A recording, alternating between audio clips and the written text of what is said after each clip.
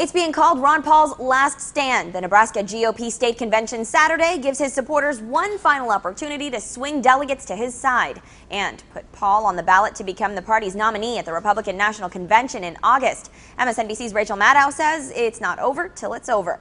Ron Paul has won a majority of delegates from Iowa, from Maine, from Minnesota, and Louisiana. In order to be eligible to be nominated at the convention, you only need to win 5 states. Although Paul suspended active campaigning in mid-May, his avid supporters have continued flooding state conventions, like in Iowa, in many cases picking up delegates that weren't bound to reflect the state primary's popular vote. Another perk for Paul: if he wins a majority of delegates from 5 states, he's on the ballot at the RNC. And if he's on the ballot, he gets 15 minutes behind the podium. The Guardian says that move could perhaps force a floor vote against the winner of the nomination race, Mitt Romney.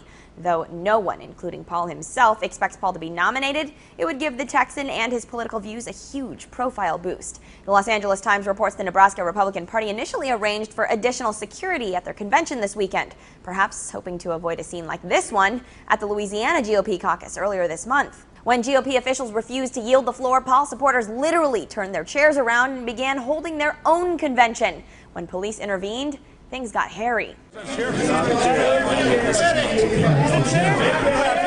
But ABC News reports Paul's supporters and the officials leading Nebraska's convention have come to a mutual agreement to keep things civil. It's a compromise Romney supporters might be more willing to make, given an early head count of convention attendees. A Paul organizer tells ABC, "We have a rough count. We don't have a majority. We have a significant minority." And a Nebraska GOP leader who's seen the attendee list says the Ron Paul faction is not that close to overtaking the convention majority. We should note, though, there are some reports that say Paul already has a plurality of delegates in up to 7 states. Either way, the LA Times reports Paul will be in Tampa during the RNC convention and in front of a big crowd. Several libertarian groups are set to hear the congressman speak at the University of Florida's Sun Dome. For Newsy, I'm Christina Hartman. Multiple sources, The Real Story.